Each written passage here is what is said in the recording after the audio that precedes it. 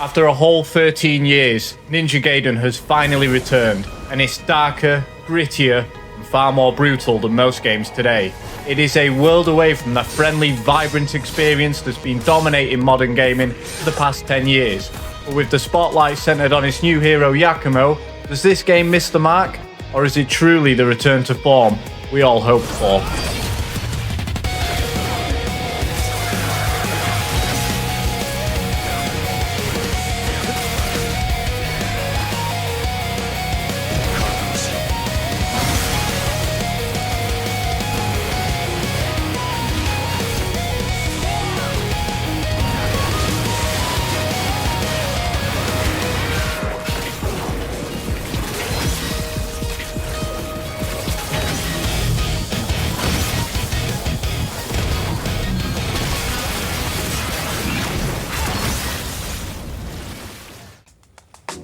I'd just like to start by saying that I am not going to go over any story spoilers within this video. I just want to go over my feelings of this game along with the reception of others. I've made sure to finish this game before deciding to talk about it so that I can give you guys the full picture of what to expect without ruining this game, as I do recommend that you play it for yourself. If you want to take out a mortgage, you can play this on the Game Pass, but personally, I like buying and owning my games because I'm old school. Right away, I feel that Team Ninja's revival of Ninja Gaiden feels like a statement. It's a deliberate rejection of the softer direction that most games today often take, even including games like Mortal Kombat that are famous for being brutal. This game is pure, unforgiving action. Every hit has weight, every mistake has severe consequences.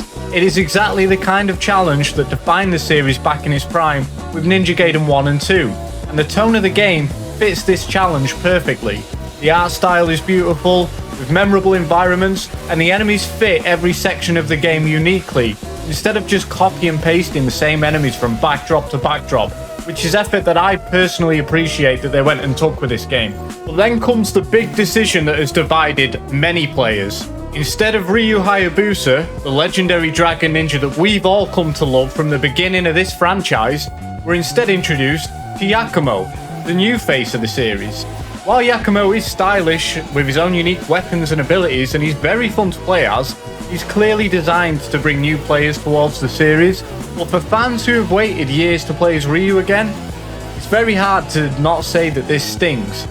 While you do get to play as Ryu, and his gameplay is as smooth as ever with new abilities to try out, you only get to play as Ryu in the story for a total of 4 chapters.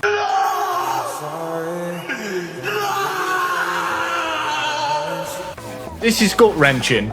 There's no two ways about it, and yes, you can unlock to play as him whenever you like after you've beat the story mode, but as many have said before, this does kind of make playing as Ryu feel like an afterthought. So, who is Yakumo, and how do I feel about him taking the center stage? Yakumo is a young ninja from the Raven clan on a mission to save Tokyo, and more so, the entire world, from the rain-covered curse left by the first game's antagonist, the Dark Dragon. While the game does thrust you into the deep end with this character on this mission, we do learn about him as the story progresses, and the more I learned about him on his journey to becoming a master ninja, the more I personally started to appreciate him. And by this game's climax, with some of the most incredible music I've ever heard by the way, I truly believed that Yakumo had earned his place in this series, and I hope we get to see more of him in the future and how his interactions with Ryu might develop. A lot of people see him as just this edgy, look how dark, mysterious and cool I am kind of character, but for me, I honestly grew to love him in the story. It might not be the greatest story ever with some very severe pacing issues at times, but overall, I was left very satisfied with the end result. Even though Yakumo is the main focus for the game's narrative, he never really truly outshined or replaced Ryu in any of their interactions within the story, which again reminds me greatly of the interactions between Nero and Dante in Devil May Cry 4. And while Ryu's chapters did have repeat locations, just like Devil May Cry 4, the gameplay was fun enough for me to just be happy that the game was extended, and that I was, even if only briefly, able to experience playing again as Ryu. Which brings me to talking about the gameplay as a whole. So before I talk about the gameplay in terms of its combat, I want to get one major complaint out of the way that most people have about this game, and that is that they do not like the amount of Sonic Heroes style grind on rail sections that there are in this game. Just take a look at what I'm talking about.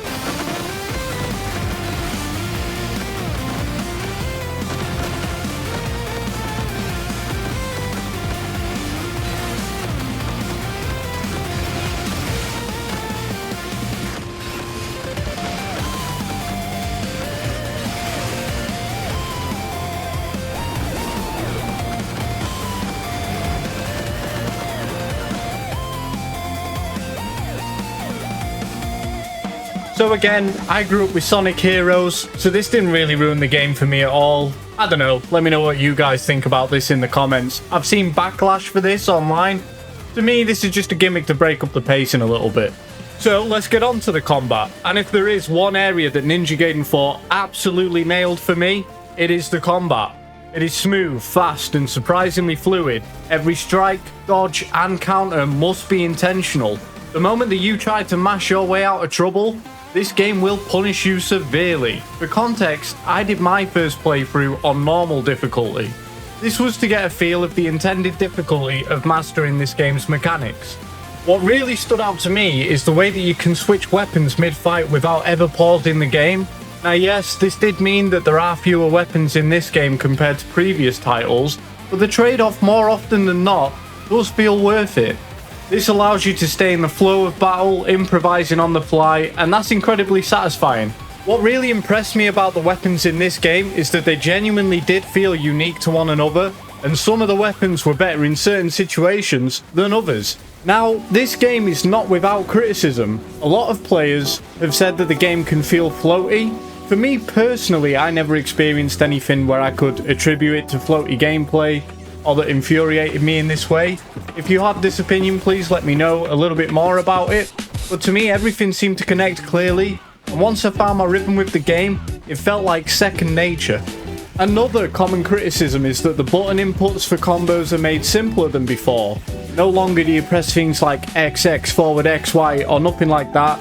It's just kind of XY, XXY, XXXY, and so forth, making it a lot easier for newer players to play.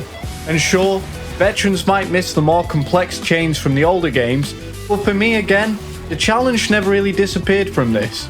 I personally never once felt that lowering the complexity of the inputs for each combo took away from any of the difficulty of the game.